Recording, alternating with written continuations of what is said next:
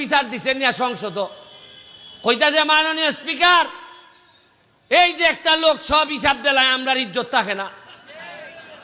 আমি জীবনে বাই উনছি না, আপনারা টেকা আপনারা কইতাছি আমি ভাই ই টেকা আপনারা আইছে, আপনারা অঙ্কা আমারে কইতা কেমনে খরচ করছো জানাও, টেকার হিসাব দেও।